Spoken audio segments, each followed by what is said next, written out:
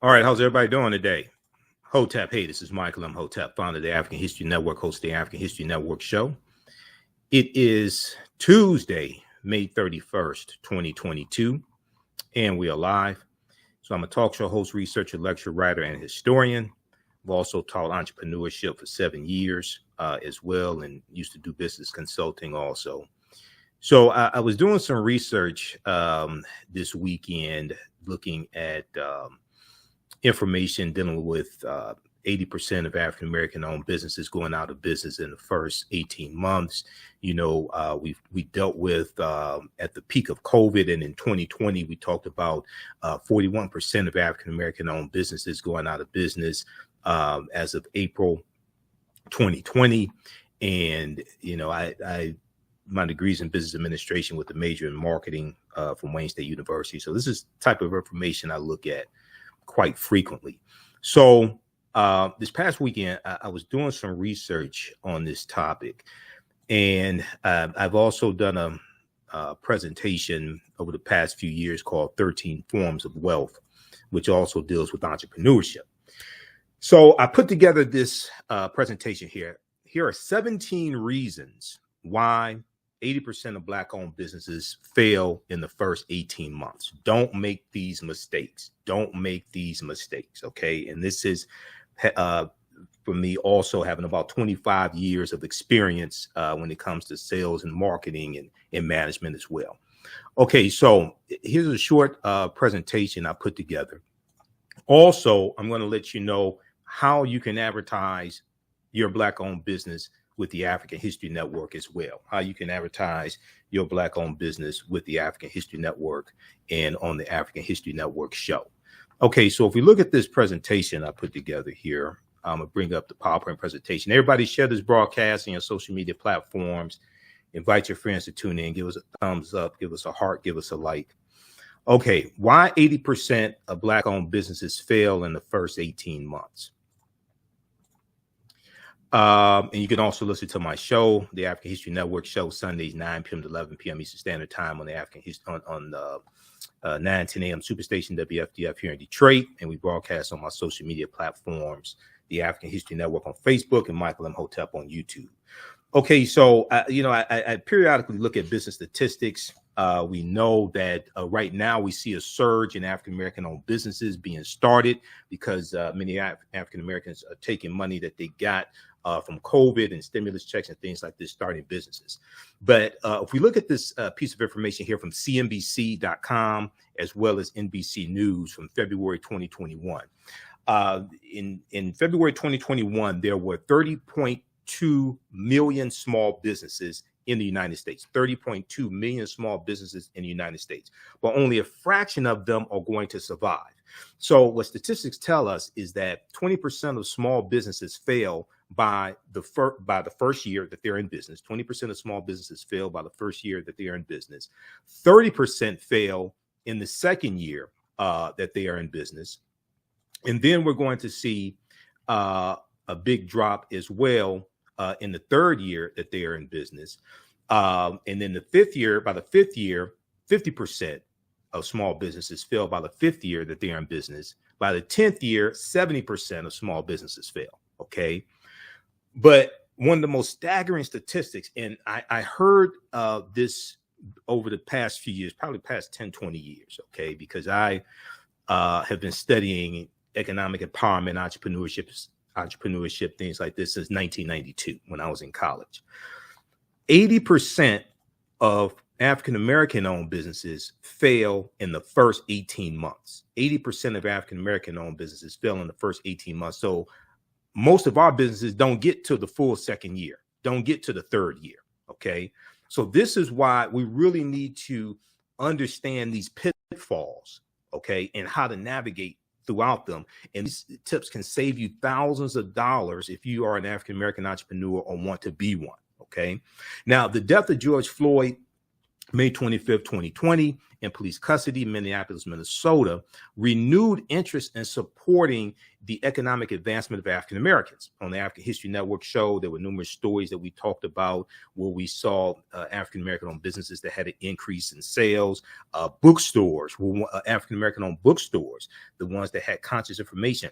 Those are types of businesses that saw an increase in sales, and we wanted to redirect more of our dollars towards African American owned businesses. Now, amid online support, African American businesses saw huge spikes.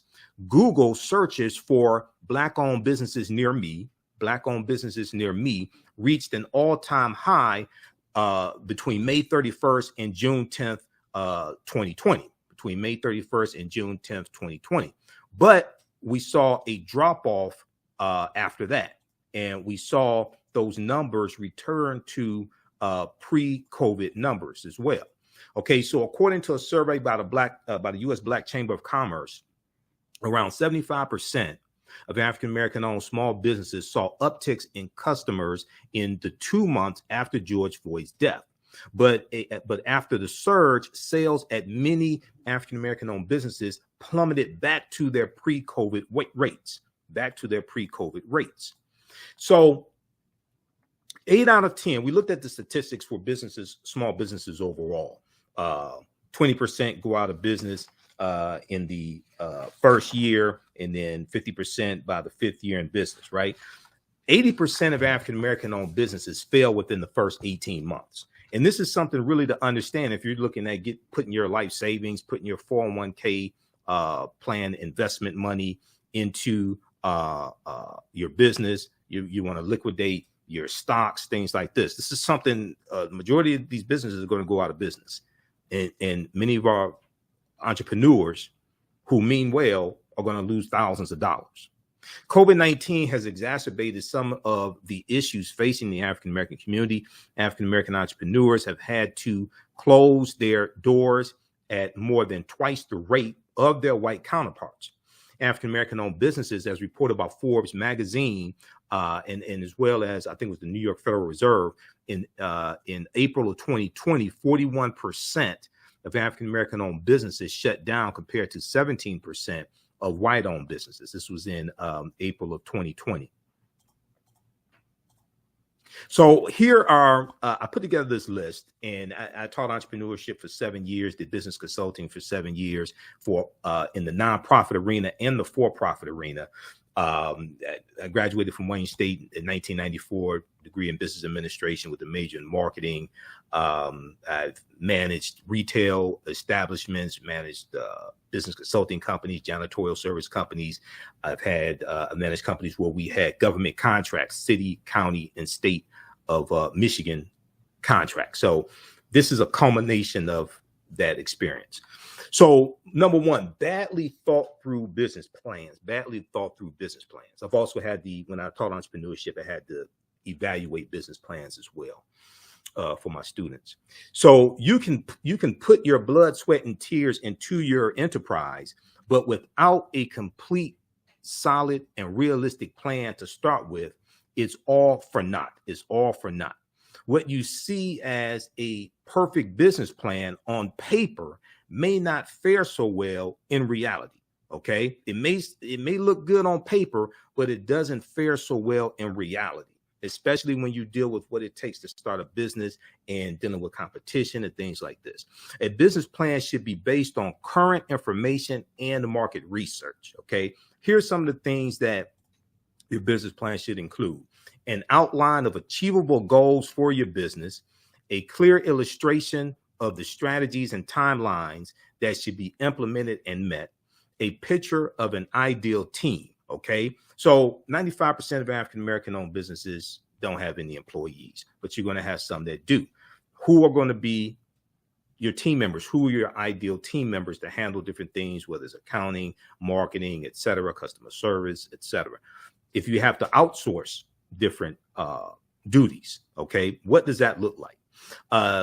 A picture of an ideal team, detailed and up-to-date market analysis, the state of the competition. You have to understand what your competition is doing. You know, when I was in wireless sales and wireless communications, and so cell phone, and different types of things like that, right? We always looked at what the competition was doing. What were the incentives? What were the promotions that the competition had? When I was in retail sales, this is the same thing we did. I used to manage a Radio Shack for 5 years. Okay. And we looked at what the competitors, what was Best Buy doing, things like this. What was our competitive advantage also? Okay. They were a huge big box store. We weren't a huge big box store. Okay. So how do we compete against that? Financial projections. You're going to have this in your business plan as well. And plans for managing the business growth and budget. Plans for managing the business growth and budget. Now, while most African-American owned businesses have solid business plans, or some of them have a solid business plan, because I've seen some terrible ones, only a few stick with them. Only a few stick with them. If you start changing your strategies or doubling your spending, you're risking failure. So the business plan also is a living, breathing thing. Okay. And a lot of times people will put together a business plan and then put it in a drawer and then just operate from memory, but get away from the core principles of the business plan. So you want to review that business plan maybe once a month, once a quarter, something like that. But it's a living, breathing thing. As conditions in the market change, you may have to go back and adjust some aspects of your business plan as well. But it's a guide, it's a roadmap, it's a GPS. Okay. But if you don't have a business plan, and it doesn't have to be 30, 40, 50 page business plan. Okay. It doesn't have to be that. It may be 5, 6, 7 pages. It may start with a basic concept sheet, 1 or 2 pages, where you take your ideas and write them down, map them out, and then you start organizing it, put together your mission statement, different things like this, put together your financials, etc. Okay. So you don't want to make this too complicated, but it's a guide. Number 2, starting a business for the wrong reasons. Okay. So some of the most often mentioned reasons for starting a business are wanting more spare time eventually, wanting a flexible schedule, no longer wanting a boss. Okay. How many times have you heard that? Okay. You want to work for yourself. You want to be your own boss, and pursuing your passion. Now, while these are all legitimate reasons to start a business, they are not always strong enough to carry the motivation and enthusiasm needed for business success through the times. Okay. First of all, you're probably going to, if you start a business full time, it's a good chance you're going to work 60, 80, maybe more hours a week, starting out maybe that first year or so, to get things, maybe the first 6 months, maybe the first year, depending upon the type of business, to get things up and running. Okay. Number 1. 2, you want a flexible schedule. You're going to be working all the time. So you may have some flexibility in your schedule, but you're probably going to be working more hours than a regular 9-to-5 job when you were working 40, 45, 50 hours a week. No longer wanting a boss. Your customer is going to be your boss. Okay. How's everybody doing? Share this broadcast on your social media platforms. Invite your friends to tune in. Also, we'll let you know how you can advertise with the African History Network. And on the African History Network show as well, and on our audio podcast of the shows also. So you can email us at ahnshow@africanhistorynetwork.com, ahnshow@africanhistorynetwork.com. Our current promotion is buy 1 month, get 2 months free. Okay. ahnshow@africanhistorynetwork.com. All right. Now, so your customer, when you are in business, one of the mistakes people make is saying that they want to be their own boss. Okay. So you may not have somebody that you report to. You may not have somebody checking and saying, why are you late to work? Things like this, or you have to get permission to go to lunch or leave early, but your customer is your boss. When you're in business, and if you pay attention to your customers, you're going to realize your customers are your boss. Okay. Your customers, if you say, for instance, you're in retail management or you own a retail outlet. If you open your store at 9 a.m., but you don't have your first customer till 11 a.m., and you don't get any phone calls till 11 a.m. or 12, your customers are telling you maybe you should open at 11 a.m. as opposed to 9 a.m. and you can save the amount of money that you have to pay employees. You can save on electricity. You can save on utilities. Maybe you should open at 11 a.m. instead of 9 a.m. So your customers are telling you something, but maybe you're not paying attention to it. Okay. So when you're in business, yeah, you may not have somebody that you report to, but your customer is your boss. All right. So they also many entrepreneurs also underestimate what is required for a business, especially in the early days of the business. Now, one of the things that I recommend people do, and I've done everything from help organize career fairs for a local community college here in Detroit. I was on the planning committee to organize 2 Black Expos here in Detroit as well. One of the things I recommend is for people to take at least one entrepreneurship class, maybe go to a local community college, because I taught an entrepreneurship class at a community college. I've done workshops on entrepreneurship, things like this. So I recommend people, if you've never taken an entrepreneurship class and you want to start a business, or if you even own a business, I recommend going to a local community college. Usually the credit hours are much cheaper at a community college than a university. Take one entry-level entrepreneurship class.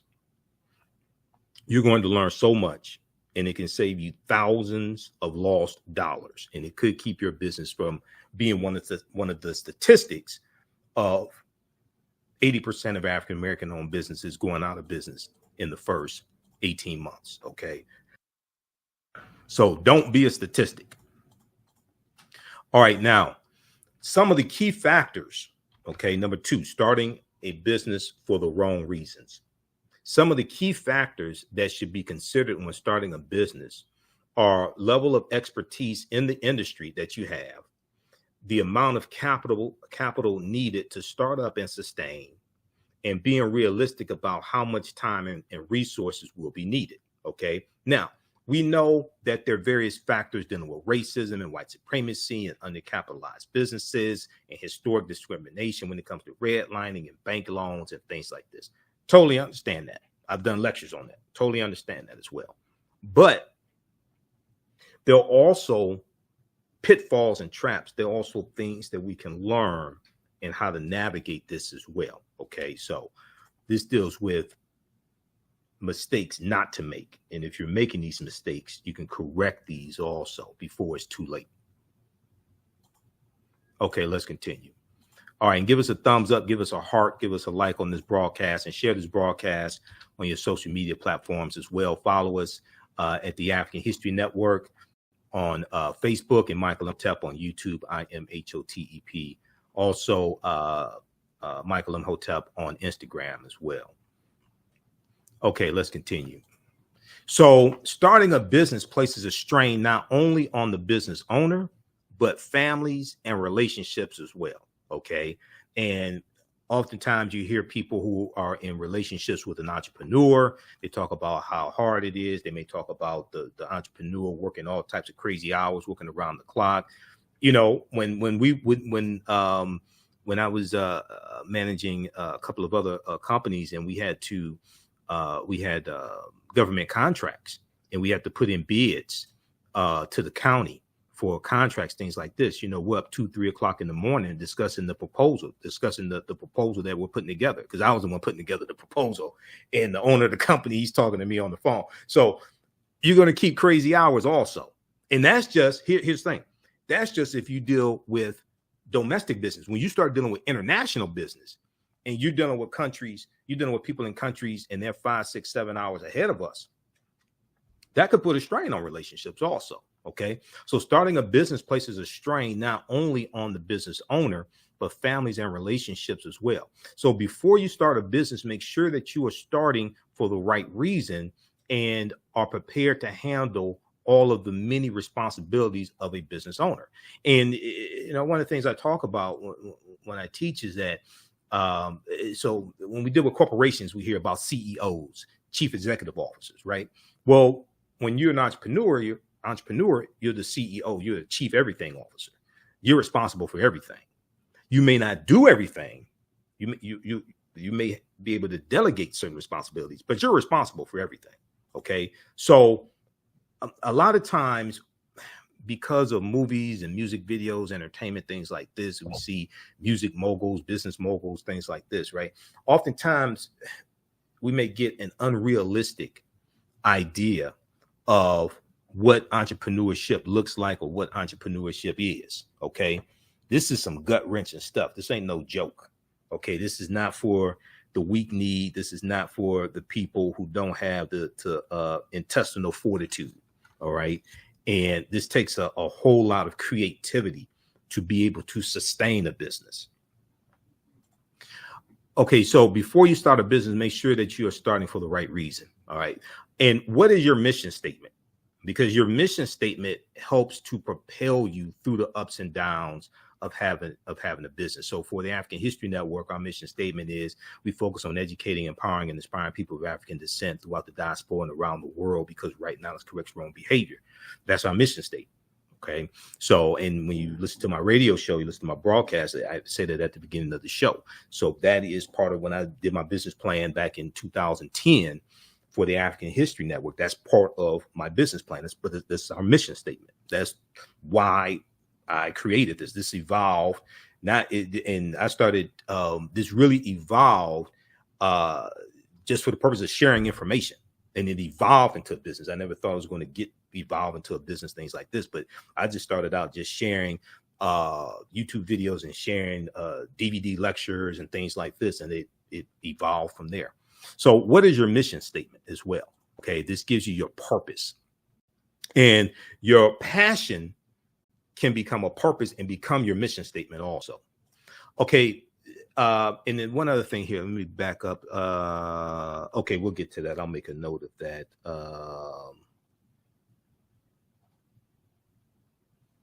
Because I want to talk about just briefly, a lot of people may start a business with enough. A lot of people may start a business with enough money to start the business, but not enough money to stay in business. Also, that's something else.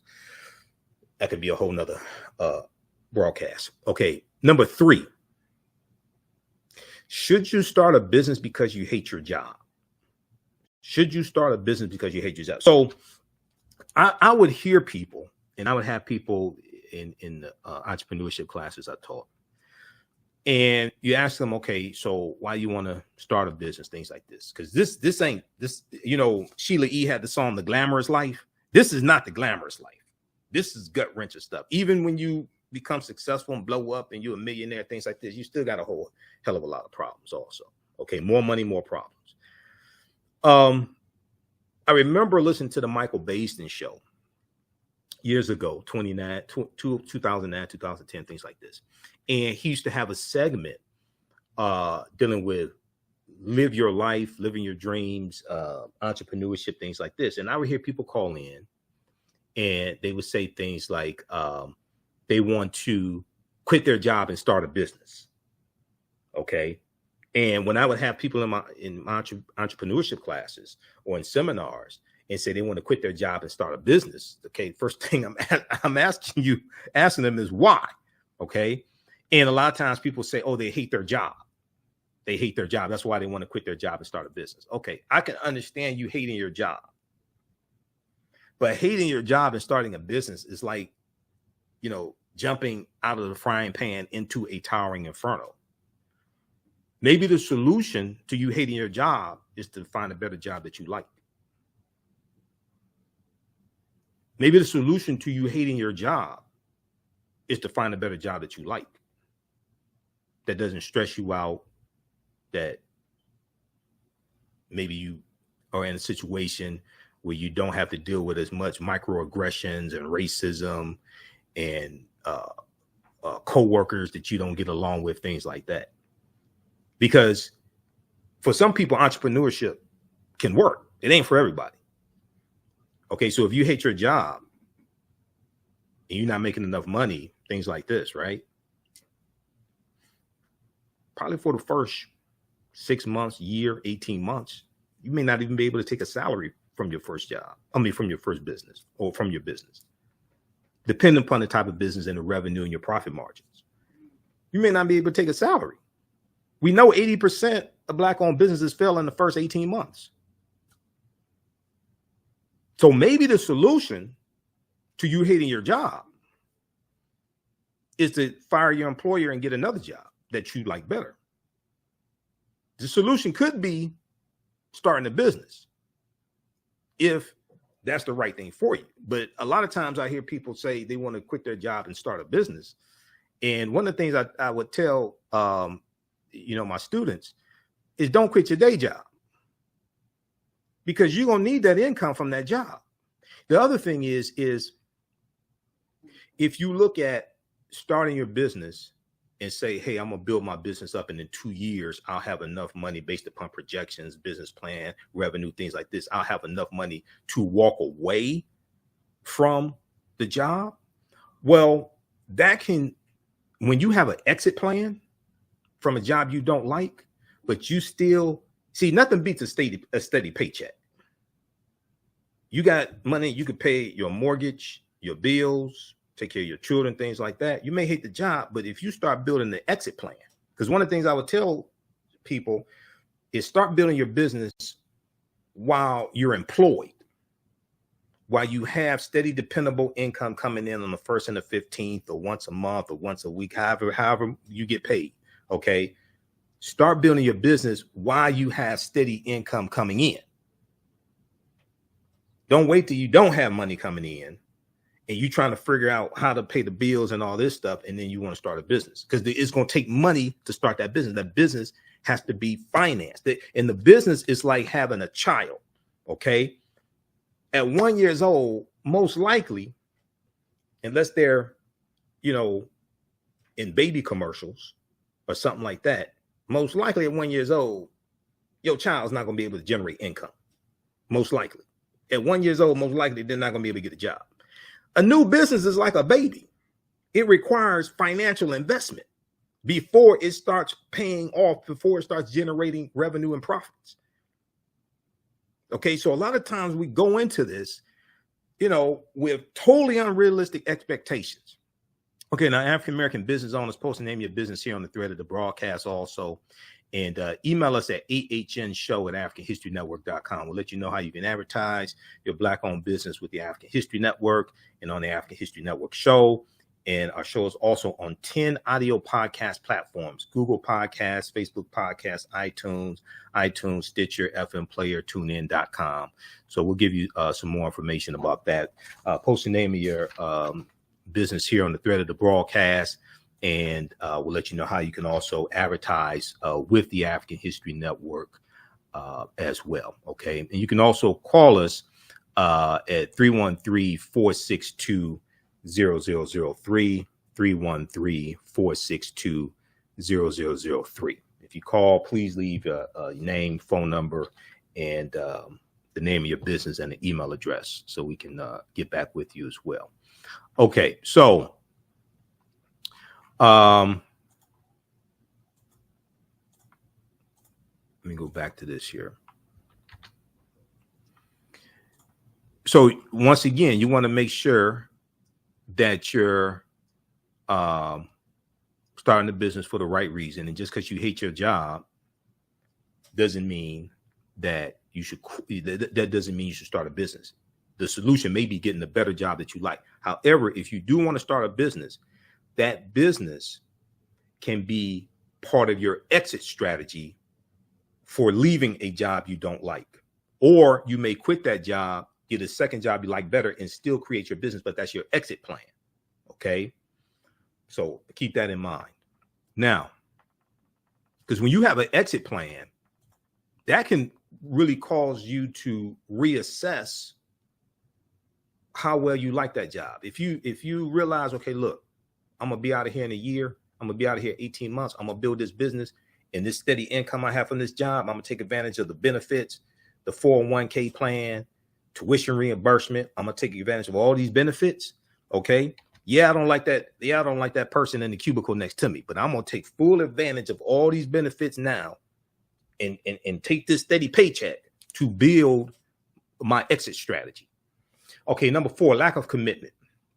Starting a business requires someone who is committed to ensuring that it succeeds. Starting a business requires someone who is committed to ensuring that it succeeds. This will include long hours, tough decisions, and doing tasks that you do not like to do.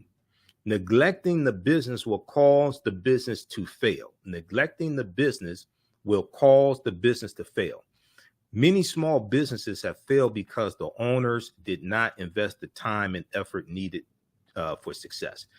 This is one of the reasons why I really recommend that people take at least one entrepreneurship class. Go to local community college. You can take an entrepreneurship class for a semester. Entrepreneurship seminars are good, but a class, you're going to learn so much in it. Okay. And it could really save you thousands of lost dollars. It could keep your business from going belly up, keep you from becoming a statistic. Far too many people are sold the false dream of a 4-hour work week or only working 20 hours per week. In the early stages of business, that is simply not true. Now, if you're just doing a part-time business, some people may say the other thing that's important to understand is that you may realize, okay, look, I want to start this business, but I'm just going to do this business part-time. You don't have to do the business full-time. You can keep working your 9-to-5 job. You can stay in your career and work a business part-time. You may just do something on the weekend. You may have a booth at festivals on the weekend during the summer, church events, things like this. And that's your part-time business while you work full-time. Now, one of the things that I don't ever do, and I know you have some people that talk about going to, working for corporations, things like that. And they talk about working on the plantation. Okay, let me explain something to you. I'm a historian. I've been studying history for 30 years. I have about 45 of my lectures on DVD. I speak all across the country. Before the Mayflower by Lerone Bennett Jr. This is an old copy. It's beat up, I know. I've studied slavery. I've studied the history of slavery. I've read slave narratives.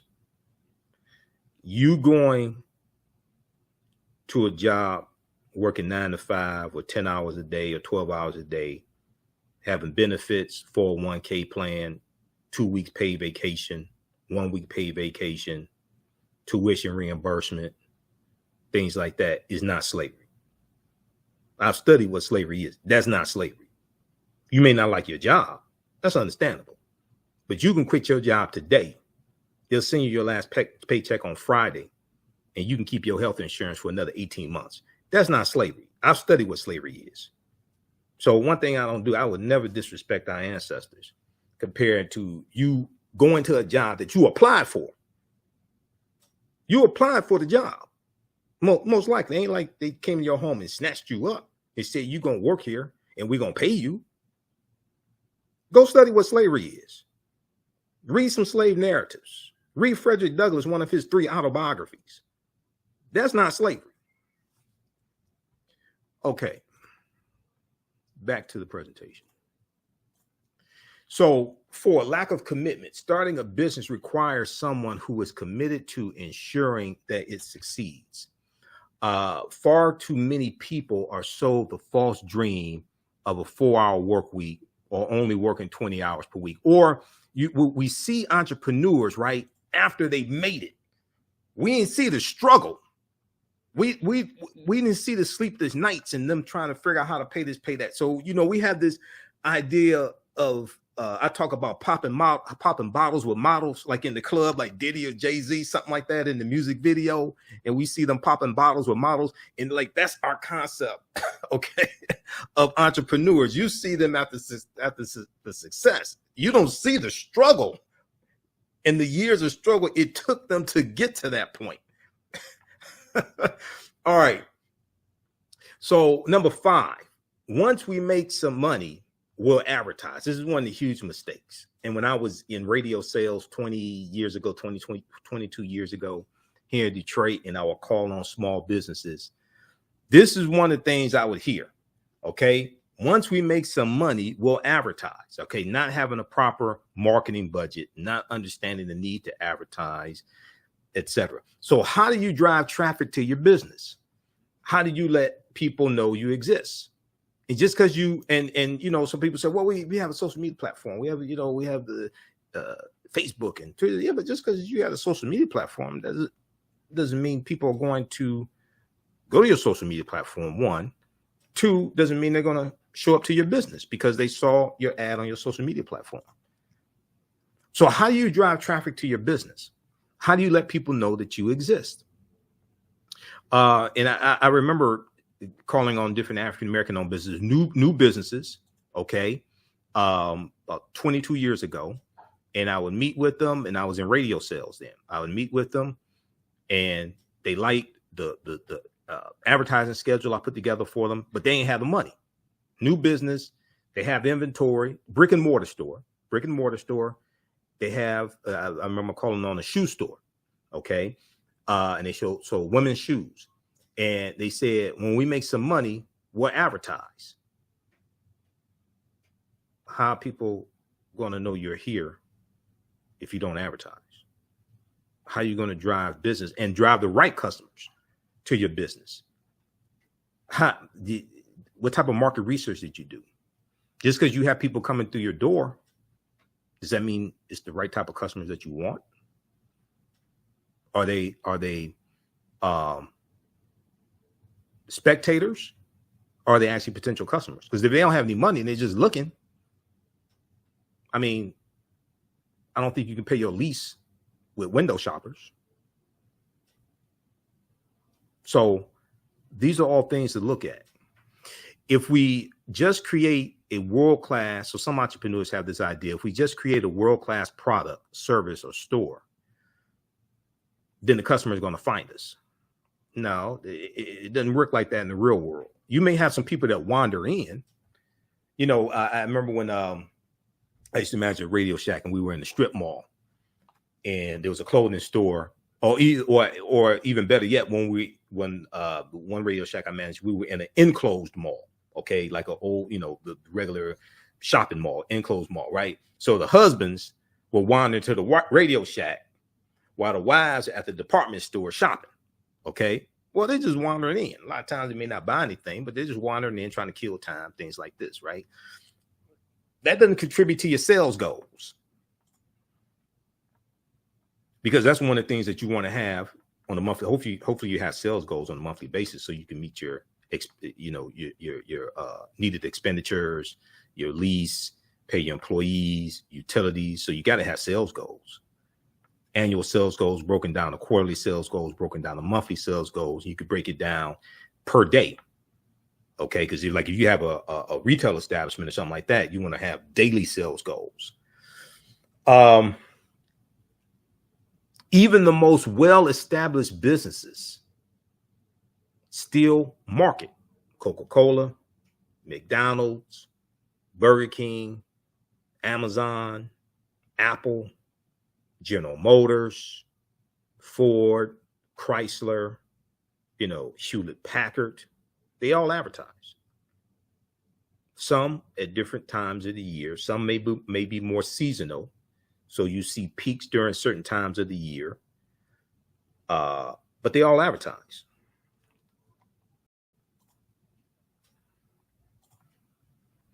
All right. So African-American business owners, post name your business here on the thread of the broadcast. Email us at ahnshow@africanhistorynetwork.com, ahnshow@africanhistorynetwork.com. We'll let you know how you can advertise with the African History Network. And we take your 30-second to 60-second ad, your video commercial. Either you have one or we can create one for you, no additional charge. You put this into the broadcast of our shows at the African History Network show. It also goes into a audio version, goes into the audio podcast of our shows as well. So we're on 10 different audio podcast platforms, Facebook Podcasts, Google Podcasts, iTunes, iHeartRadio, FM Player, TuneIn, Castbox, Stitcher, etc. Reach thousands of people across the country on a weekly basis.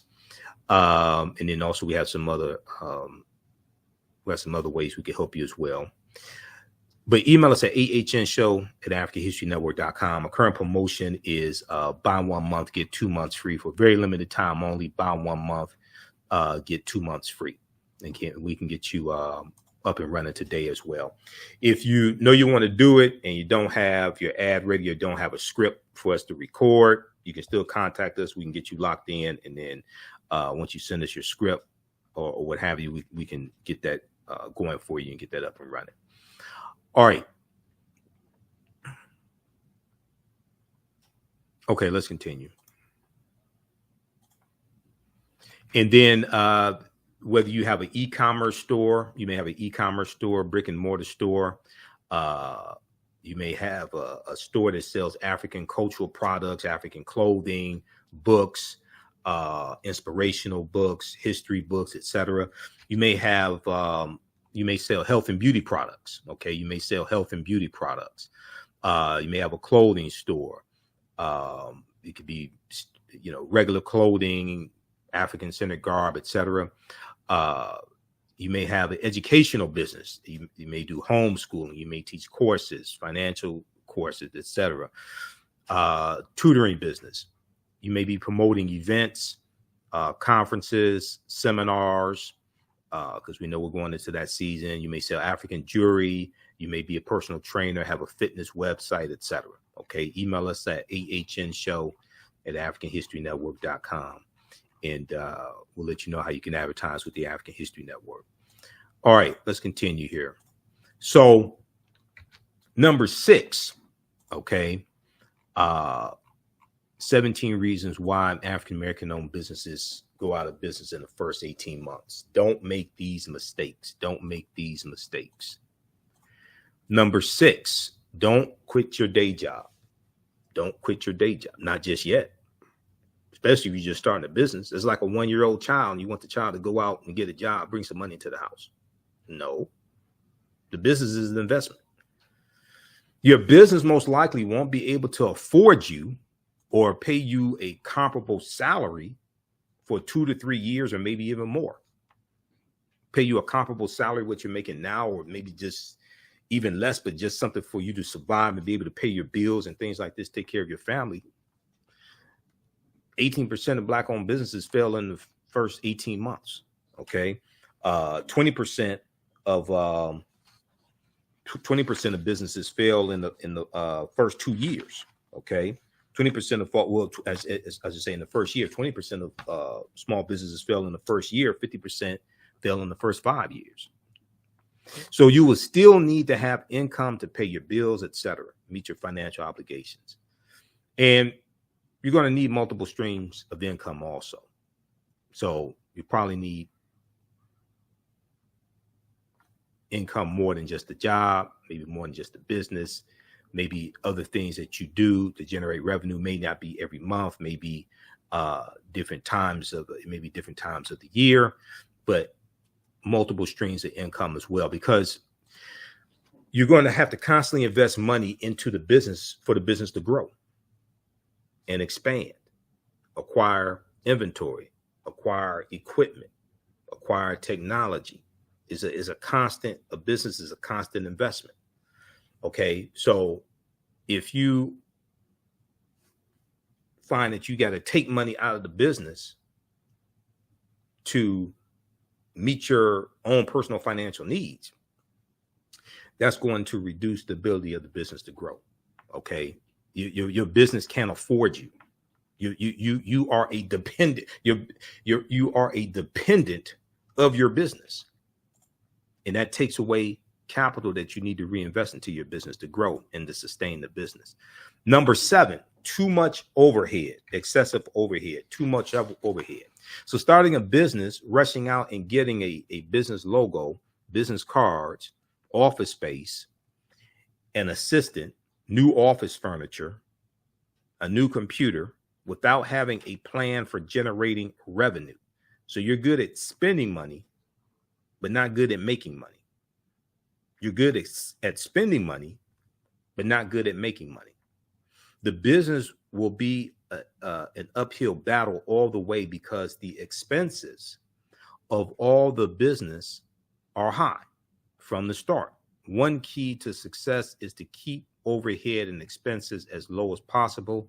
Expansion and increased overhead should not come until there is revenue to support it. So you want to manage every dollar and look at what the return on investment is, and look at, is this a need? Is this a want? Is this something that's necessary right now, et cetera? So a lot of times people get excited about having their own business, and they may sign a lease for office space or for retail space, things like this, and get ahead of the gun and take on all this overhead.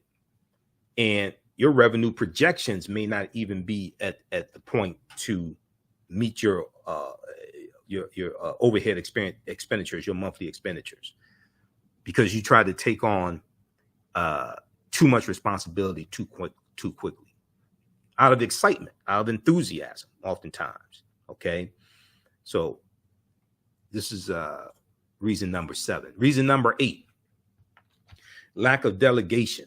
Lack of delegation. Small businesses struggle in the early stages as the owners attempt to do every task and do not effectively delegate tasks to other people and manage their performance. There are a few reasons that this happens.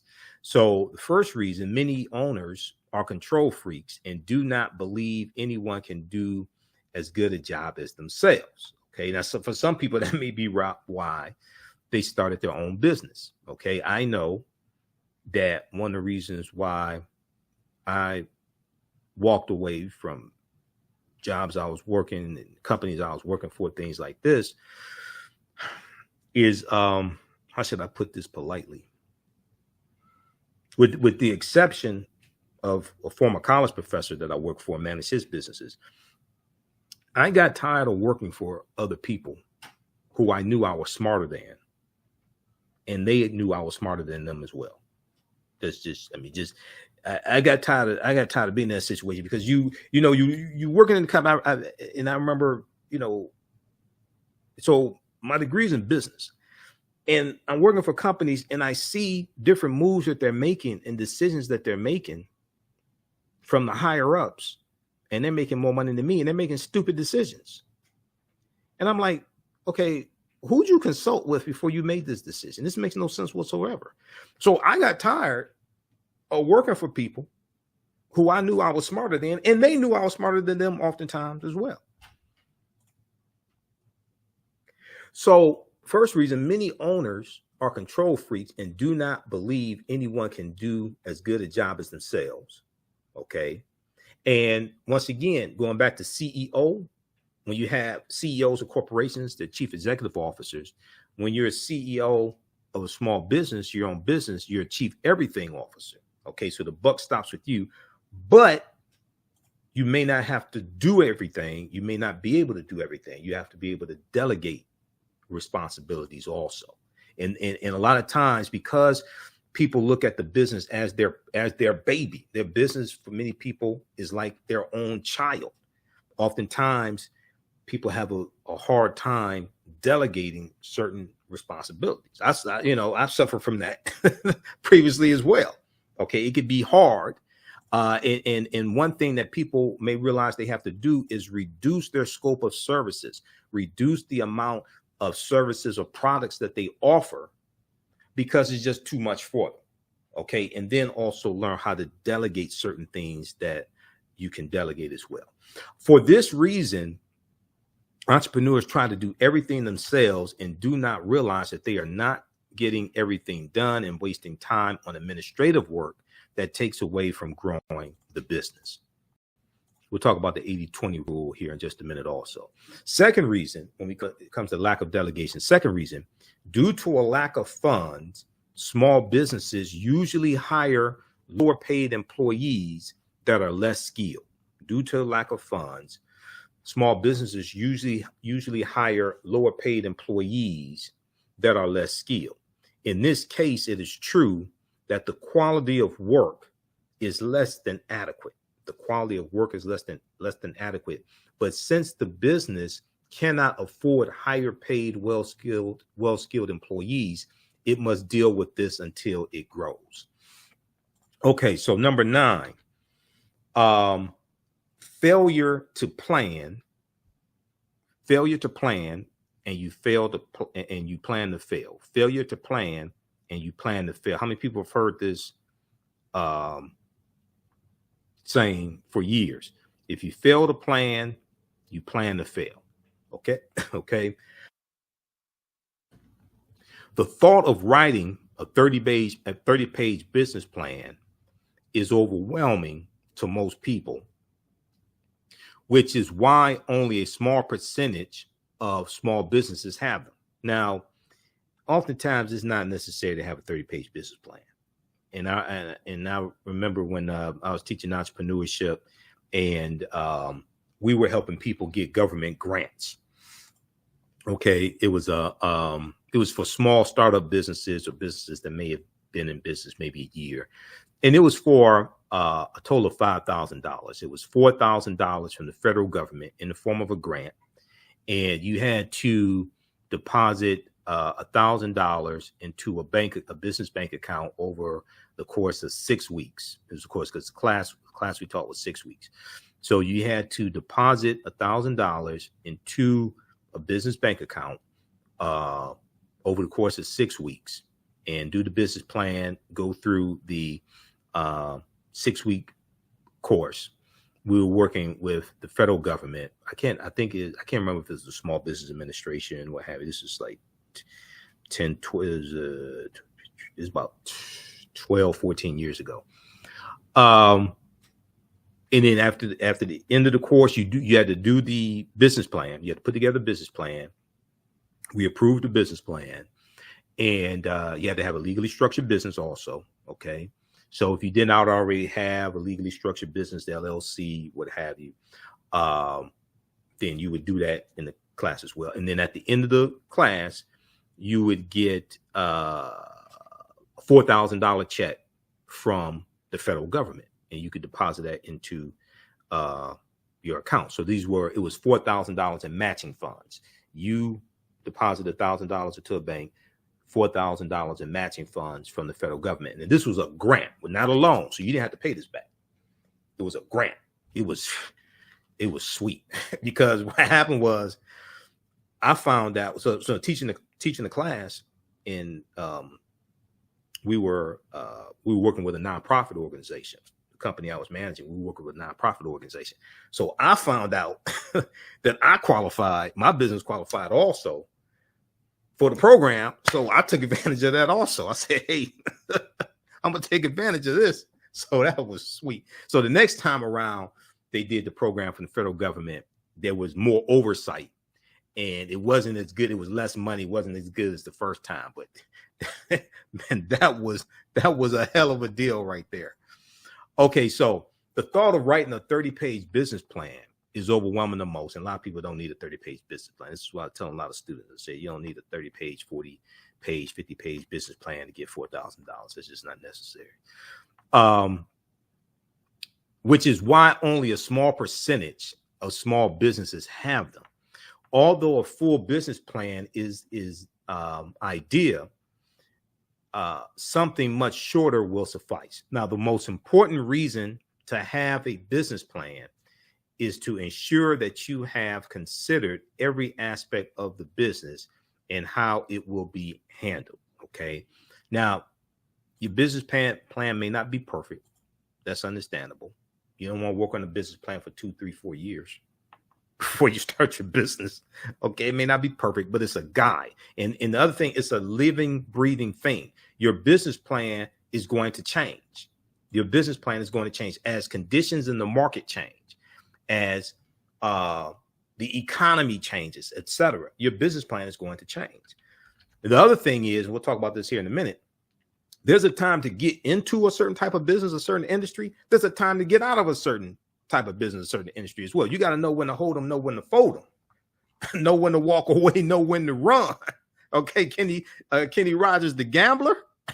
Okay, just because, yes, we need more legacy businesses, but just because your great grandfather started a business or your grandfather started a business, and it's a family business, it may be time to close that door and start a new business that's more relevant. Okay, number 9, failure to plan, and you plan to fail. It also said the business plan also sets a clear picture of the future and keeps everyone focused on the right thing. It sets a clear picture for the future and keeps everyone focused on the right thing. Now, when there is not a written business plan, the business can go in various directions, and too many situations will occur that have not been planned for. So this is one of the things that I found with a lot of new startup businesses, right? They try to grow too quickly, and they try to offer too many services or too many different types of services, too many different types of products too quickly. And it becomes a problem. Okay. Your business plan helps to keep you focused. It helps give you purpose. So you may find businesses, they start offering all different types of services, and they don't have anything to do with their mission statement. The services are not related, etc. I remember when I was selling radio ads, there was one African-American owned business, and they started out, they were a cell phone carrier. They were an authorized retailer of a cell phone company. And then they had a kind of like a business center where people could come in and do faxes. I mean, this is like 22 years ago. Okay. We didn't have the printers with the fax machine built in. Okay. This is like 99, 2000, pretty much. So a lot of people didn't have that. So they every time I would go visit them, there are more services and products and things that they're offering, and you have to manage that. If it's physical product, you have to do inventory. The other thing is they're growing pains, and there's a knowledge base that's required when you offer more products, especially when they're technologically based. You got to have an expert in that company that knows how to sell the product, but also knows how to help customers who have problems with the product. So if you go from selling 10 products to 30 to 40 to 50, because you're just looking at dollars and see more revenue, that's more headache also. Okay. You have growing pains. There's a knowledge base that needs to be acquired for each different type of product as well. And then you also have to understand how to troubleshoot problems also for products and services. So these are all different things to look at. Okay. I remember having students in the class, and we would tell them, okay, look, you're doing too much. You're offering too many products. You're trying to do too many services. Okay. You need to scale this down to something that's manageable. And a lot of times people just think more is better. Okay. Just having more products and expanding and offering more and more and more is better. No, that's more headache. So when there's not a written plan, the business can go in various directions, and too many situations will occur that have not been planned for. You can end up offering too many services or products, sometimes unrelated to your business. So you may bake cakes and drop engines. You may bake cakes and do oil changes like in your backyard. Well, you have the skill to do oil changes, but you're a bakery. What does that have to do with the bakery? But because you didn't have a business plan, you weren't focused, you just start doing all this other stuff. Okay. It's like, I remember on Sanford and Son one time, there's an episode, I think it's the episode when Fred saw hypnosis or something. Was it hypnosis or something?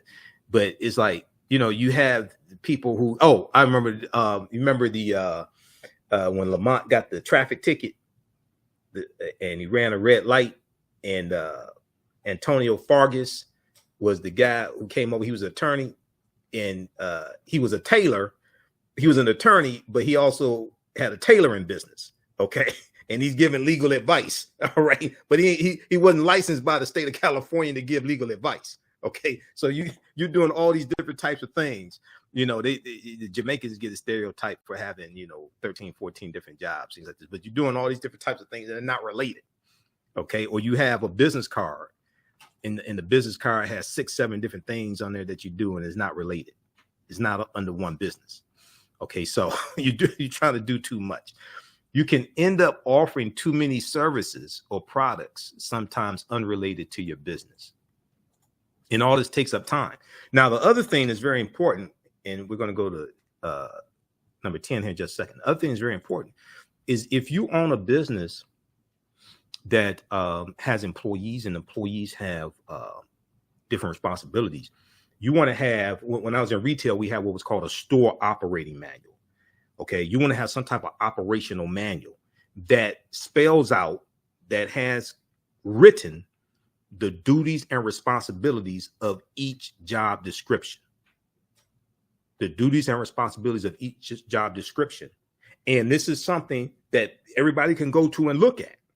So when they're trying to figure out what's the responsibility of Keisha on the cash register, and Keisha's arguing with Jelani, who's stocking shelves, and you're supposed to do that. No, you're supposed to do that. You can go, everybody can go to the store operating manual and read what is the responsibility of the cashier, what is the responsibility of the person stocking inventory, what is the responsibility of the manager, things like this. It has to be clearly defined. If it's all in the owner's head, what happens if the owner has to go on vacation? What happens if the owner is in the hospital? What happens if the owner passes away? So you want to have an operational manual as well that explains the job description, the duties, the responsibilities of all of the different employees, all of the different positions. And also procedures, making deposits, giving refunds, the different duties that take place. You need to have an operational manual of those procedures. That cuts down on a whole lot of arguing back and forth. You said this, no, you said this, but it's written. So as long as you can read and comprehend, it's right there. You don't have to argue. Proper documentation ends all conversation. Okay, let's continue. So, one of the things that I learned doing project management, and then when I was taking entrepreneurship classes in class, but also teaching entrepreneurship classes and studying project management, time management skills, different things like this, is strategic thinking.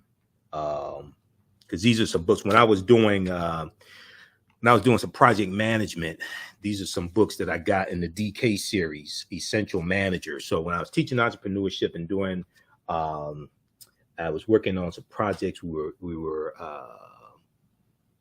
managing career fairs for a local community college. So these are some books that I got from the DK series. They had some really good books. One on project management.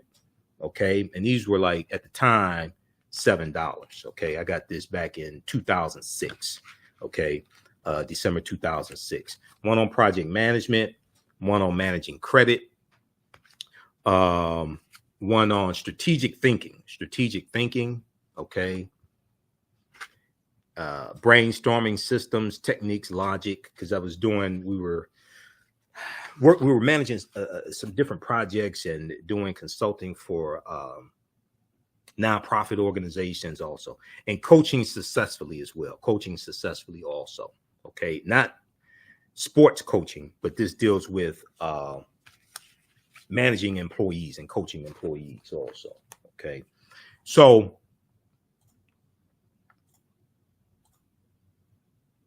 one of the things that you will come across is the SMART system for planning and goal setting. The SMART system for planning and goal setting. SMART is an acronym. SMART. The S stands for specific. State the goal precisely. What is the goal that you want to achieve? State it precisely. Write it out. The goal has to be measurable. M has to be measurable. It needs to be quantifiable, has to be measurable. So like when I was working in customer service and we had CSAT scores, customer satisfaction scores, right? And a goal for a particular quarter may be to increase this, get the CSAT score to 90%. Okay. That's quantifiable, as opposed to we need to have better CSAT scores. We need to do better. That's not measurable. 90% CSAT score, that's quantifiable. Then you put together, you do backwards planning and put together a plan to achieve that. Okay. So you want to make sure that your goal is specific, state the goal precisely when need, write it down.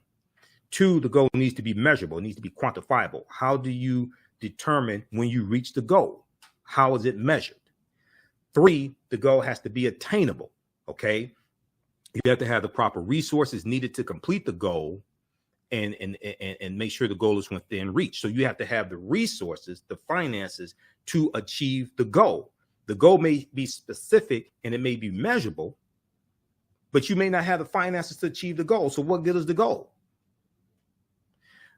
4, the R is relevant. The goal is applicable to your business. The goal has to be relevant. A lot of times you could do the right thing at the wrong time. A lot of times you can have the right goal, but it's not applicable to your mission statement, or it's not applicable to your goals for that quarter or that year. And you're allocating resources to try to achieve something that doesn't fall in line with what your goals are. Okay, so you want to make sure that the goal is relevant. Okay, relevant to your business, relevant to your goals, your monthly revenue projections, your quarterly revenue projections, etc. The T is time bound. One of the most important things when it comes to goal setting. They have to be time bound. The goal has a completion date or time frame, a start date and an end date, and then you have to have checkpoints in between to make sure that you're on pace to achieve the goal.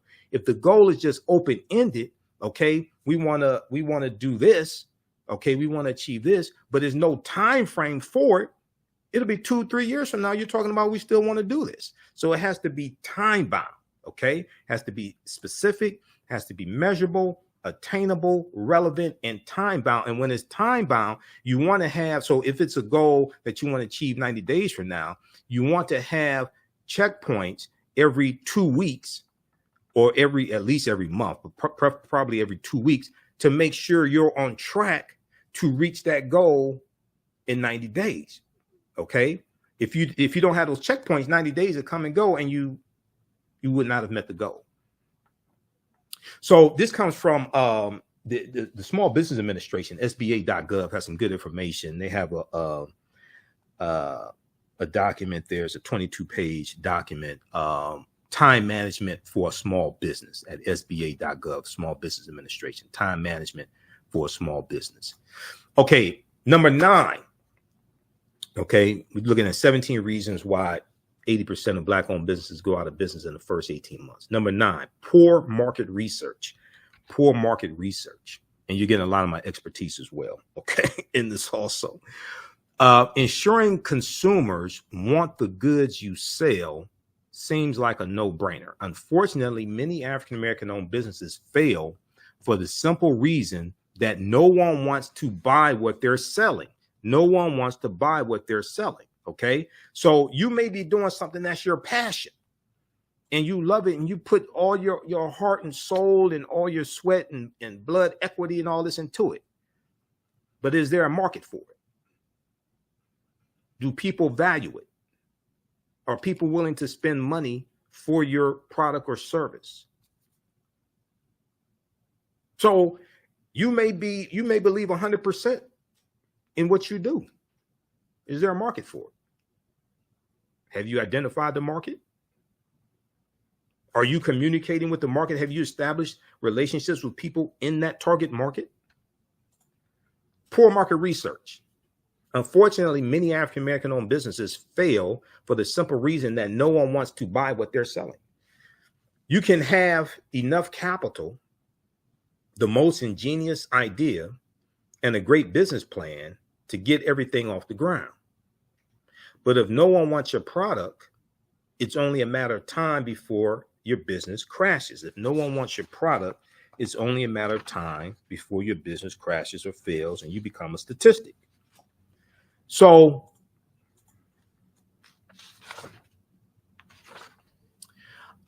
ensuring consumers want the goods you sell. Oh, I'm sorry. Let me go to the next slide here. A product needs to fulfill an unmet need or solve a problem. Now, this sounds basic, but a lot of times people don't look at it like this, okay? A product needs to fulfill an unmet need or solve a problem. It's much easier to satisfy an existing need rather than create one and persuade consumers that they should spend money on it. So if you identify existing problems, see, because entrepreneurs, the way I define entrepreneurship, now I've looked at different textbooks and things like this, and they have a paragraph to define what an entrepreneur is.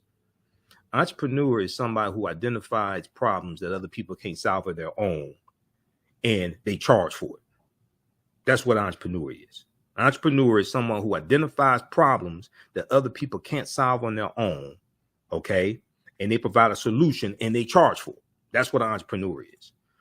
I've seen different definitions of entrepreneurs, and there's some PhD that came up with this definition, all this.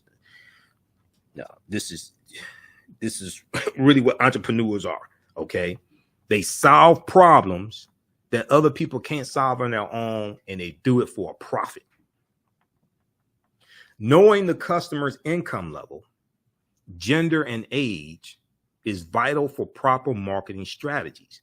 Market research will help you ensure that the product does not miss the mark. Now, the question you want to ask yourself with the business, the service, what have you, is like, what problem are you solving? An entrepreneur is someone who solves problems people cannot solve on their own, and they do it for a profit. Okay, they do it for a profit. Now, number 10, not studying your competition. Not studying your competition. And when I was working for different companies, things like this, we had to look at what the competition was doing. Okay. And sometimes the competition acquires another competitor. T-Mobile acquired Sprint. All right. I used to work for Sprint. I remember when we used to laugh at T-Mobile. And T-Mobile bought Sprint. Okay. So not studying your competition, focusing on your own business instead of others is good advice.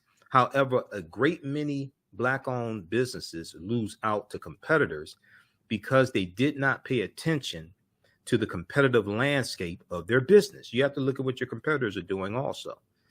Even when you launch a new product in the market, it does not take long before new companies start to pop up, vying for their place in the sun.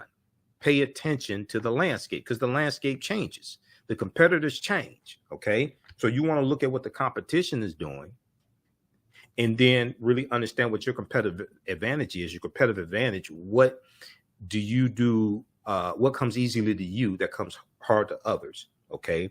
What can you do that other people can't or struggle at doing? But you want to look at what the competition is because in the market, that competitive market continues to change and is also influenced by the economy. So businesses may go out of business because of bad economies, etc. So this is something to look at, but you want to study the competition. Number 11, okay, 17 reasons why 80% of Black-owned businesses go out of business in the first 18 months. Number 11, bad team chemistry can cause explosions to happen. Bad team chemistry can cause explosions to happen. Lacking the correct team composition is another reason behind failure of many African-American owned businesses. This is a huge mistake that will result in failure from the start. Now, some people say, oh, you shouldn't hire family.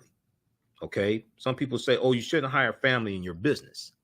Okay. Well, go tell that to Chinese, Japanese, Vietnamese, people from Taiwan. Go tell that to Jews, Irish, Chaldeans, Arabs, every other ethnic group. Because you go in their businesses, you'll see the husband, the wife, the cousins, the uncle, the children, things like this. So the problem is not in having taught entrepreneurship for years and managed businesses. The problem is not necessarily having family members in a business, because a lot of the businesses in America are family-owned businesses. The problem is not having family members in the business or working in the business. The problem is delegating the wrong responsibility to a particular family member, having the wrong person do a particular job. Okay, if you know that, trying to think of a name. Well, so if you know Kiki or Keisha or Janet, okay, if you know she has anger management problems, why would you put on the cash register to deal with customers? Okay, she's taking like her second anger management class. You already know she has anger management problems. Why would you put her on the cash register to deal with customers? She should be in the back doing work away from the customers. She may be a good employee. She shows up on time, doesn't talk on the phone the whole time she's at work, doesn't try to leave early, things like this. But you put her in the bad situation. You delegated the wrong responsibility to her. You put her in the wrong job. So family, see, I hear people say, don't do business with family. Don't go into business with family. Don't have family working in your business. That's all the other ethnic groups do that. All the other ethnic groups have family-owned businesses, have their kids working in the business, and their aunts and uncles, and they'll bring people over from the old country. They'll bring people over from their native country and come right and work in their business. But you have to put that person in the right position. Okay, so lacking the correct team composition is another reason behind the failure of many Black-owned businesses. This is a huge mistake that will result in failure from the start. It is vital to create a team of dedicated individuals with complementary traits and characteristics. While it's not easy to find the right talent for the jobs, resources like Facebook, LinkedIn, Indeed.com have made it easier to do so. Also, you can go to if you belong to a church, a mosque, or something like that, you can go there because they always know people who are looking for jobs. They always know people looking for jobs. People there in the congregation, or people, network with that as well. Okay, now you want to make sure you get the right person for the right job. Okay, but still, this is what other ethnic groups do.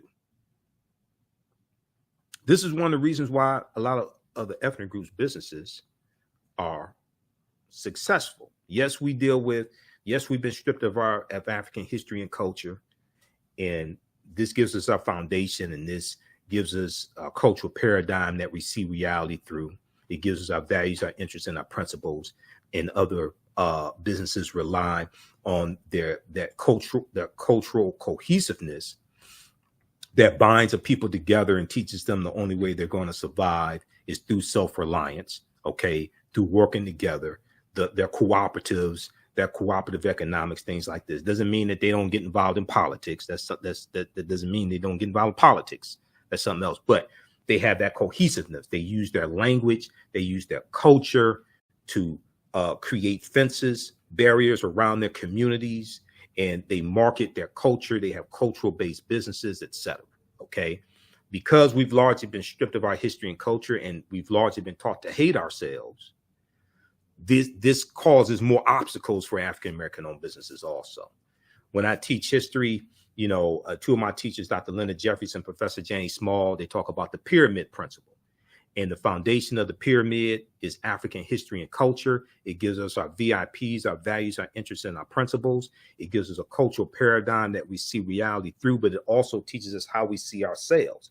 What you do for yourself, what you do to yourself, and what you allow other people to do to you and get away with is based upon what you think about yourself. What you think about yourself is based upon what you have been taught about yourself. What you've been taught about yourself is based upon everything you've read, heard, and seen about yourself. So the names that you call yourself, how you see yourself, impacts your self-development, your self-worth, and self-esteem. When that history and culture is in place, it influences your economic empowerment and influences how you engage in economics, the types of businesses you have. But it also influences, see people who respect themselves don't call themselves the derogatory, dehumanizing names, and don't call their women B's and H's and thoughts and things like this. People who see them, who have positive self-esteem, and they don't allow other people to dehumanize them as well.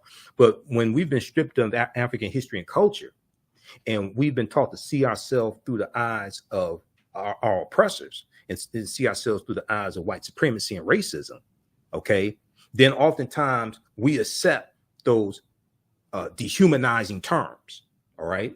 So why would you want to spend your dollars with somebody you think is lesser than, or dehumanizing, or N-word, or dehumanize, or N-word? And this also connects to politics as well, because we have to have a synthesis of African history and culture, economic empowerment, and political empowerment as well, and leverage our economics to enforce our politics. Politics is the legal distribution of scarce wealth, power, and resources, and the writing of laws, statutes, ordinances, amendments, and treaties, their adoption, interpretation, and enforcement. Politics shapes the economy and shapes the atmosphere that your Black-owned business operates within and relies upon to survive. Okay, go back to COVID, April 2020. 41% of Black-owned businesses have shut down, have gone out of business because of the horrific economy. All right. So all this, we have to have a synthesis of all of this. All right. But the foundation is African history and culture. And when we study our history, we see the cooperatives, the cooperative economics that we had, and the co-ops. Okay. And the co-ops was a type of with different types of organizations that we had to help our Black-owned businesses, like the Colored Merchants Association, created about 1928, 1929. It comes out of National Negro Business League, founded by Booker T. Washington in 1900. And these different types of cooperatives that we had were designed to help African-American-owned businesses better compete against white businesses, and they pull their resources together to get economies of scale when they bought products, get lower prices on products. They did things like learned about marketing strategies, accounting principles, etc. There was one for farmers, the Colored Farmers Union, founded about 1886 in Texas, grew to 1.2 million members, and they're working together. This is a concept of cooperative economics. They're sharing farm equipment, etc. And one of the things that happened is a lot of the cooperatives that we had were so popular and so successful that it put our lives in danger. And we got attacked by white supremacy. Okay. And this is why a lot of our cooperatives had to disband. If you read the book Collective Courage by Dr. Jessica Gordon Nembhard, she talks about this in her book, Collective Courage. Okay. So number 11, bad chemistry. It is vital to create a team of dedicated individuals with complementary traits and characteristics. Okay, so African-American business owners, post the name of your business here on the thread of the broadcast. Email us at ahnshow@africanhistorynetwork.com, ahnshow@africanhistorynetwork.com. We'll let you know how you can advertise with the African History Network and on the African History Network show. And our audio podcast. We're on 10 different audio podcast platforms also. If you don't have a commercial, we can create one for you, no additional charge. A video commercial as well as an audio commercial. Current promotion, buy 1 month, get 2 months free. Okay, email us at ahnshow@africanhistorynetwork.com, and we can get you up and running today. Even if you say, hey, I want to take advantage, because we have limited advertising space. But if you say, hey, I want to take advantage of this, but I don't have my script ready, I don't have a commercial, still contact us. We can get you locked in today, get your space reserved, and you can send us your script when you have it. Or if you don't have a script, we can create one for you. And we can create a commercial for you, no additional charge also. But email us at ahnshow@africanhistorynetwork.com and post the name of your business here on the thread of the broadcast. So you may have a e-commerce store or a brick and mortar store. Okay. We reach people all across the country. And our broadcasts, we share them throughout the day here on our Facebook fan page, the African History Network, and our YouTube channel, Michael Imhotep, as well as the 10 audio podcast platforms that I'm on also: iHeartRadio, Google Podcasts, Facebook Podcasts, iTunes, Stitcher, Castbox, FM Player, TuneIn. You may sell African cultural products. You may sell, you may target the African American community. You may have health and beauty products, clothing, shoes, African garb, books dealing with African history, African American history, self-help books, things like this. You may be a book author. You may be a bookstore. You may have educational products. You may have homeschooling resources and curriculums, courses, financial literature, financial classes, etc. You may be promoting events, Juneteenth events, African American History Month events, etc. You may have conferences or seminars you want to promote. You may sell African jewelry. You may be have a fitness website or sell fitness gear. You may be a personal trainer. Email us at ahnshow@africanhistorynetwork.com. Okay, let's go to I want to go to this next one. Let's go to number 12. 17 reasons why 80% of African American owned businesses go out of business in the first 18 months. Let's go to number 12. Cash flow issues. Cash flow issues. So even large companies with robust marketing strategies can fall prey to lack of positive cash flow, Cash flow issues are a major culprit in the failure of African American owned businesses. Businesses with a positive cash flow have the required operating funds to settle debts, pay employees, reinvest in the business, etc. Okay, now, cash flow is extremely important, all right? Cash flow difficulties occur when too much of a business's revenues are tied up in accounts receivable, so you're waiting to get paid. You've done the work. You may do net 30. You may invoice a customer, do net 30. I remember when we had contracts, we had government contracts with the county of Wayne. So after you do a service, they don't pay you right then. It's like net 30. They pay you in 30 days. You wait for the check in the mail. Okay. So it may be a situation where you've done the work and it's net 30, net 60, especially if you're dealing with government agencies. Okay. They may pay in 30 days, may pay in 60 days. God forbid they pay in 90 days. Some of our businesses can't wait 90 days to get paid. All right. But you have a lot of incoming cash tied up in account receivables. You're waiting to get paid. Okay, stocking too much inventory is another way cash flow is disrupted, because oftentimes you have to pay for that. You may have to pay for the products in advance. Now, if you have a revolving credit account with a company and it's like net 30, and they'll front you, they'll give you the product today, you pay them in 30 days, you have a line of credit with a particular company, things like that, because I've experienced that before previously. It's a little different, but you got to pay for that stuff at some time. You got to pay for that inventory at some time. Okay. So a lot of times, and especially entrepreneurs are like the ultimate optimists. Entrepreneurs are the ultimate optimists. So if you have a customer who comes in, or a customer who orders one product for you today, you start thinking, you say, okay, if I can sell it to one person, I can sell it to 10. So you order 10 of them. So now your inventory is tied up, or your dollars are tied up in this inventory. You've ordered 10 of them. You may not have sold, you may only sold one of this product in 2 months or 3 months. But now you have 10 of them, and your cash is tied up. Okay. So These are different things that you have to navigate. We'll talk about cash flow statements in just a minute. One of the reasons why it's important to you want to do cash flow statements and do cash flow projections. A lot of people's businesses, they have spikes and valleys, peaks and valleys that are seasonal. So you may have a business where 3 months out of the year is booming business, is huge, where you got to have enough capital to get ready for that season. Okay. And that's why you want to be able to project. You got to have enough capital to have enough product, also have enough staff to be able to deal with that peak period of time where you make the most amount of money. For some businesses, some retailers, is what we call the golden quarter.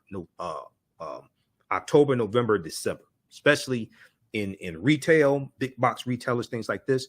The golden quarter, October, November, and December. For some businesses, that's where they get historically, with Christmas, things like that, historically.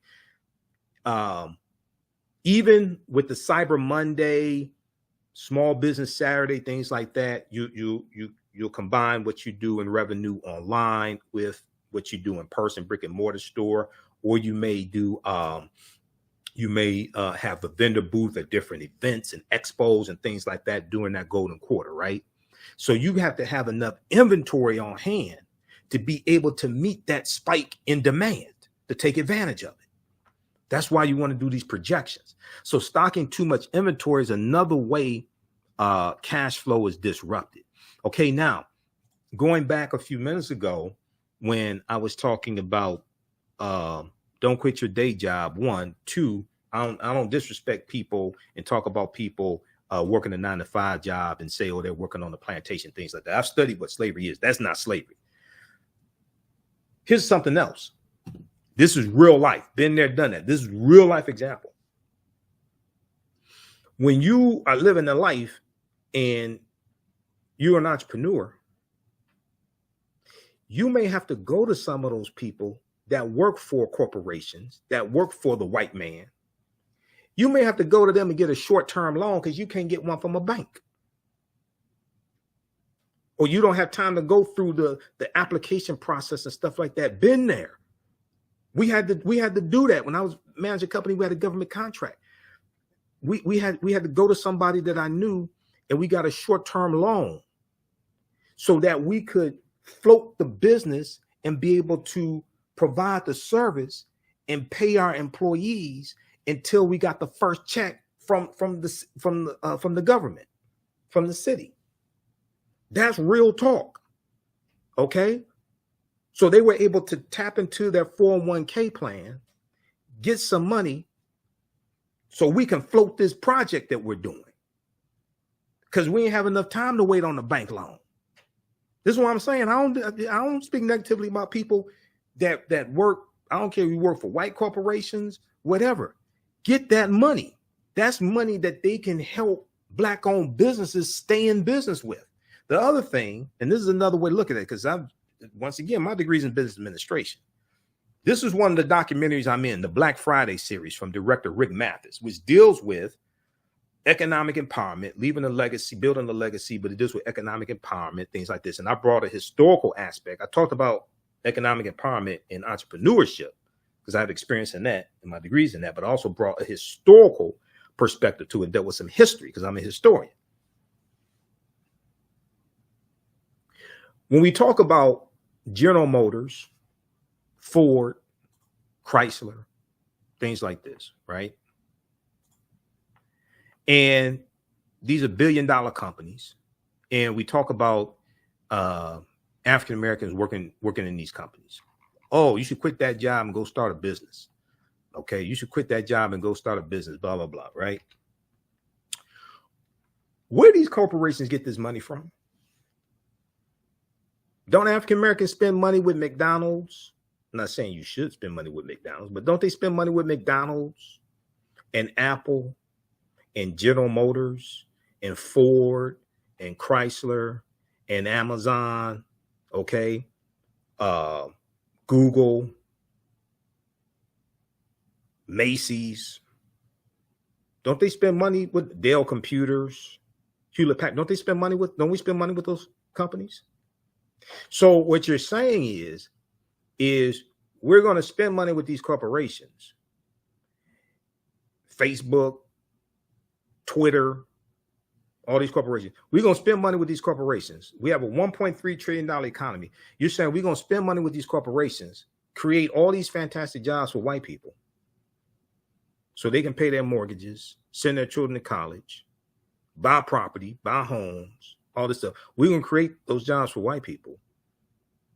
And then we ain't going to take advantage of what we created and take advantage of the stock purchase plan, the 401k plan, the health benefits, the dental, the vision, the health, tuition reimbursement, all that stuff. And we paid for that. And we're not going to take advantage of that. We're just going to go build our own businesses. Why wouldn't you do both? Why wouldn't you? All those jobs we paid for them. We should have, we should fill positions on all different levels. From the board of directors, the General Motors, down to the assembly line. We pay for those jobs. So we're going to create jobs for white people and create all these fantastic opportunities and not take advantage of what we created? That don't even make sense. My degree's in business. We ain't studying no dumbass nonsense like that. No, you take that money in that steady paycheck and you use that to invest in black-owned businesses and create them. Don't quit your day job. That's just nonsense. That's the type of BS people run on you when they're trying to sell you entrepreneurship classes. So they don't have to get a job next to you in your cubicle. That's the type of BS they run on you. Hell no. You better take advantage of all those jobs. And the other thing is you need people inside those corporations to wire you up when contracts come. How do I know? Because been there, done that. You need people inside because all those corporations, they give out hundreds of millions of dollars, millions of tens of millions of dollars, or hundreds of millions of dollars in contracts each year. You need people on the inside to let you know what these contracts are because that's how businesses get business. Through contracts with companies and contracts with the federal government, state government, county, city. How do I know? Because I've done that. I'm talking about experience. I ain't talking about what I read in the book. I'm talking about from experience. You need people on the inside to wire you up. Because that's what white people do. That's how they know when contracts are coming. That's how they know when opportunities are coming. We need the same thing. And at the same time, our dollars are paying for those opportunities. When you have, see, this is what a lot of people don't understand with business. People say, we need our own businesses. We need our own businesses. Okay. How do businesses survive? We went from 1.7 million African-American owned businesses in 2012, coming from the Census Bureau. But 2012, about 2018, 2020, it had grown to 4 million black-owned businesses. Before COVID, it had grown to 4 million black-owned businesses, 2018, 2019. When you look at the revenue was cut in half. It went from something like $100,000, $112,000 on average a year per black-owned business when it's 1.7 million businesses, down to something like $56,000 a year average revenue when it's 4 million businesses. And this is what I was explaining to all these economic gurus and economic empowerment people saying we need more businesses. We need more businesses. I said, no, we need to support our businesses more. Just having more businesses, hell, they're just fighting over the same amount of money. You cut the revenue in half. And then as of April 2020, we lost 41% of our businesses because of COVID. Just nonsense. But we need to go, one of the things we have to do is renegotiate our relationship with corporate America. Because we got to put pressure on them, not for donations, but investments, and get more of those corporate contracts. Where you're talking about transportation, where you talk about advertising, janitorial services. Another thing is they have to put a greater percentage of their dollars in black-owned banks as well, which increases the amount of money that our banks have to lend and lend to start businesses on property, etc. But that's a whole nother presentation. Okay, now let's continue because I'm almost done. So we're talking about cash flow. So what is cash flow? Okay, cash flow refers to the net balance of cash moving into and out of a business at a specific point in time. Cash is constantly moving into and out of a business. For example, when a retailer purchases inventory, money flows out of the business. Money flows out of the business toward its suppliers. Been there, done that. Know what that feels like. When the same retailer sells something from its inventory, cash flows into the business from its customers. Cash flows into the business from its customers. So paying workers or utility bills represents cash flowing out of the business towards its debtors, while collecting a monthly installment or a customer purchase finance while collecting a monthly installment on a customer purchase financed 18 months ago shows cash flowing into the business. Now, you have positive cash flow and negative cash flow. What's the difference? Positive cash flow means a company has more money moving into the company than out of the company for a specific period of time, a month, a quarter, a year, etc. Positive cash flow. Negative cash flow means it indicates a company has more money moving out of the company than into it. And this can cause huge problems. That's why you want to do these projections. Okay. And you could do cash flow statements that help you project, especially the peaks and valleys, especially the low period of time when you have less revenue coming in, and peaks of time when you have high revenue coming in, or you have high cash expenditures because you have to buy more inventory.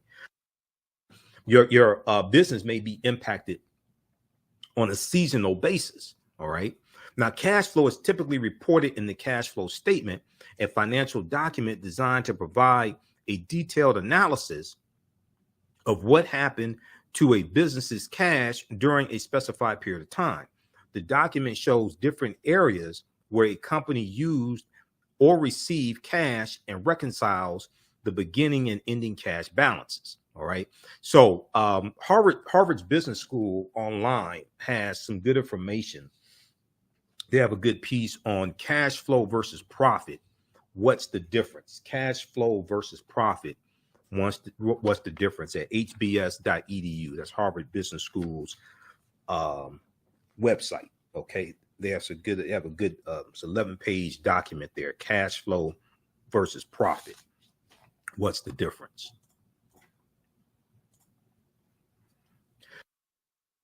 Now, number 13 of 17 reasons why 80% of African-American owned businesses fail in the first 18 months. Don't make these mistakes. And African-American owned business owners, post the name of your business here on the thread of the broadcast. Email us at ahnshow@africanhistorynetwork.com, ahnshow@africanhistorynetwork.com. We'll let you know how you can advertise with the African History Network and on the African History Network show. Failure to adapt to changes in the business environment. Failure to adapt to changes in the business environment. So if you remain too rigid, your business will be just another data point or statistic boosting the startup failure rate. It's worth knowing that the need you're fulfilling now may not always be there, as I said a few minutes ago. Okay. Your business, your service, your product has to fulfill a need. 1, 2, there's a time to get into business and time to get out. Just because they needed something in 1950, 1960 doesn't mean they need it in 2022. A more contemporary example is Blockbuster Video. How many people remember Blockbuster Video and going to Blockbuster Video and getting I remember when they were video cassettes first, then DVDs, and they had the popcorn there also. Blockbuster was everywhere. The competitor to Blockbuster Video was Hollywood Video, right? Hollywood Video. Blockbuster survived the Hollywood Video war They ain't survived the Netflix war. Blockbuster video stores back in the 1980s and 1990s was the Walmart of video stores. When the internet started gaining popularity, Walmart, Blockbuster failed to keep up with the times. There was a change in the environment. And actually, when you study Netflix, which is what took Walmart out, Blockbuster out. Netflix took Blockbuster out. Netflix started, the guy who started Netflix, he started Netflix because he returned a Blockbuster video back, and it was a bunch of late fees or something like that, right? This is how Netflix started, as a competitor to Blockbuster. And Netflix has just exploded over the years. Netflix has exploded over the years to creating original content and being a huge Goliath when it comes to streaming services, etc. We know they've had recent shedding of subscribers. This is going to happen sooner or later. But Netflix is still alive. Blockbuster, where's Blockbuster? Okay, I think it's like maybe one Blockbuster store left in America, something like that. Blockbuster didn't survive the war. Netflix did. So Blockbuster failed to keep up with the times and the change in the environment and change in technology, the change in the way that the entertainment is delivered. And Blockbuster told themselves the internet was just a fad. When Blockbuster changed, I remember when Blockbuster changed after Netflix came out, Netflix was gaining market share. Blockbuster changed their strategy and they started offering the monthly service where you could stream the movies like Netflix. But it was too late. Blockbuster made the change too late, and Netflix had gained too much market share. Okay. And Netflix started out with DVDs. Then Netflix switched to DVDs and streaming. Blockbuster tried to do it, and it was too late for Blockbuster. They had lost too much market share. And people got upset. People got upset also with the late fees with Blockbuster, things like that.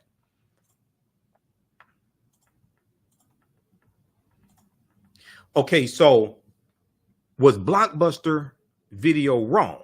Netflix and Redbox. Redbox was also a competitor as well, but Redbox was similar to Netflix, where they had the DVDs that you mailed, and then I think they went to streaming service also. But Netflix won that war.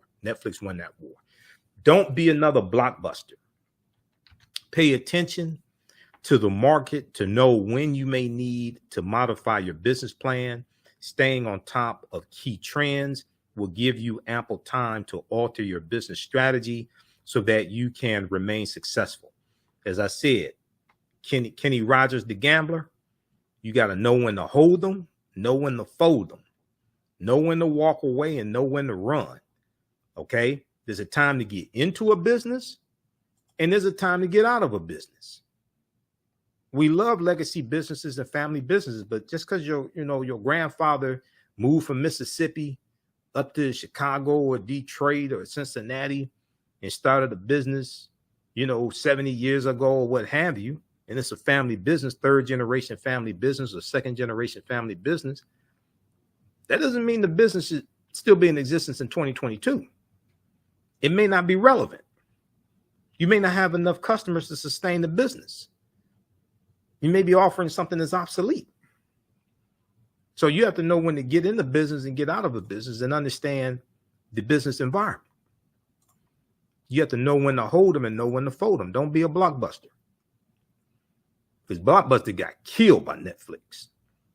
Now people see, because they remember they used to say, let's make it a Blockbuster night. Now they say Netflix and chill. Because they used to say, let's make it a Blockbuster night. So that meant go to Blockbuster, right? Pick out your video, get the popcorn, get some Coca-Cola, something like that. Go watch the videos. You remember on the Blockbuster when they had videotapes at Blockbuster, they had on the case, Be Kind, Rewind, right? Remember all that? So going to Blockbuster was an experience, right? Make it a Blockbuster night. Now they say Then Netflix killed Blockbuster, and they said Netflix and chill. Let's make it a Netflix night. Number 14, 17 reasons why 80% of African-American owned businesses go out of business in the first 18 months. Unsustainable growth. Unsustainable growth. When a business has an established customer base and a good cash flow, expansion makes sense. When a business has a good customer, an established customer base and good cash flow, expansion makes sense. A common mistake most African-American owned businesses make is taking on more business than they can handle, because they think more is better. Taking on more business than they can handle. You got to be able to manage all that. There's a learning curve when you take on, especially when you bring on new products. You got to learn the new products, troubleshoot problems customers may have, new services, things like that. There's a learning curve involved for the owner, for the employees. Okay. A common mistake most African-American owned businesses make is taking on more business than they can handle. Businesses should treat expansions as though they are starting all over again. Treat expansions as though they are starting all over again. When businesses expand too fast and don't take the same care with planning, research, and strategy, the financial drain of the failing businesses can sink the whole enterprise. The financial strain of the failing businesses can sink the whole enterprise. Now, excuse me, one of the things that we look at, and I remember when I was selling radio ads like 22 years ago here in Detroit, there was a phrase that I learned in the radio industry. Is called fire your client. Fire your client. Because there may be a business that you're in when your inventory is finite. Okay. When your inventory is finite. And what I mean by that is, say you may have a radio station, you may have an internet TV station or something like that. You may have a podcast or whatever. If you're selling advertising, your inventory is limited. You don't have an unlimited amount of inventory. And one of the things that they had to do is to meet your monthly projections, sales projections. Or it may be a situation where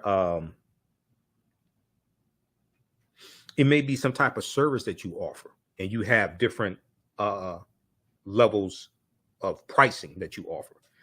Some customers that you don't get a lot of money from, you may have to stop servicing those customers because they take up so much time and focus on other customers who produce what we may call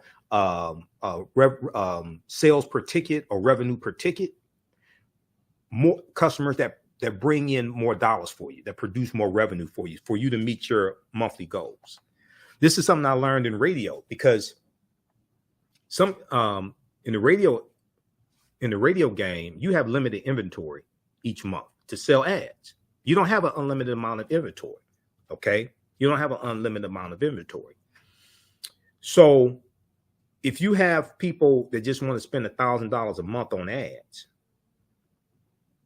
and they're taking up ad space, and you got other customers that want to spend $10,000, $20,000 on ads, you may have to reduce how many of those people, and it could be 10, 20, 30 customers, but you don't have the ad space for your big clients, because these people over here are taking up that ad space and generating a much smaller amount of revenue, and it makes it harder for you to meet your monthly or quarterly sales goals. So you'll learn about the 80-20 rule. If you don't know about the 80-20 rule, especially when it comes to sales and business. We'll talk about the 80-20 rule in just a minute. If you don't know about the 80-20 rule, I'm not sure what you're doing, or if you've taken entrepreneurship class before, but especially in sales, because I have a strong background in sales. And I used to read a lot of books on sales and listen to books on tape from people like Tom Hopkins and Zig Ziglar and Brian Tracy, all the sales gurus, Steve Schiffman. And Steve Schiffman has information on cold calling, things like this. You'll learn about the 80-20 rules. And then Stephen Covey, 7 Habits of highly effective people, things like this. So unsustainable growth. Businesses should treat expansions as though they are starting all over again. Slow and steady growth is the way to go. It helps to take the time to understand the markets and areas you'll be reaching if you're expanding your business's reach. Now, you have to develop systems for each product, most likely each product and service. You have to develop systems. There's a learning curve when it comes to understanding the product, how it works, how to explain it to the customer. We used to talk about the difference between features and benefits. When I was in retail sales, we used to talk about the difference between features and benefits. A feature is what a product does. A benefit is what it does for you, how it helps you. Okay. Features and benefits, understanding the difference.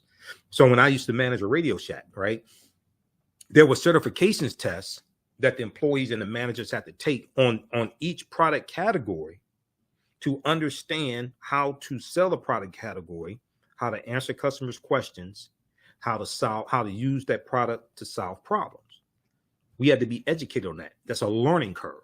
Okay. So when you start taking on more products and services in your business, there's a learning curve involved in that.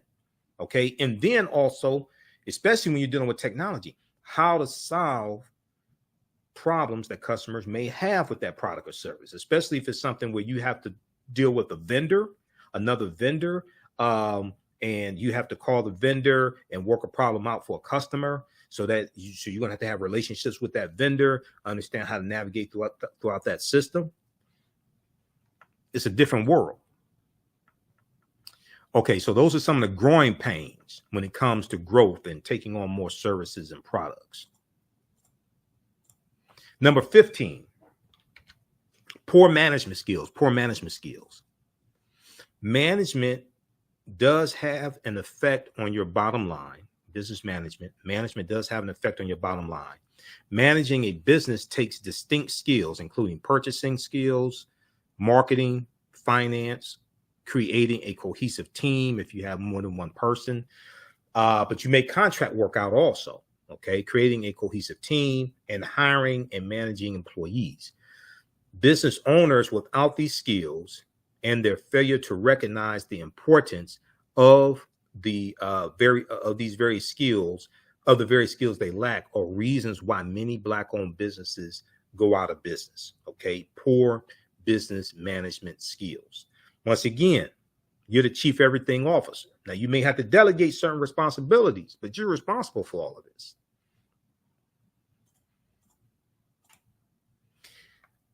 Some business owners fall into the overconfidence trap and would rather struggle with a certain aspect of running a business than educate themselves or outsource work to professionals.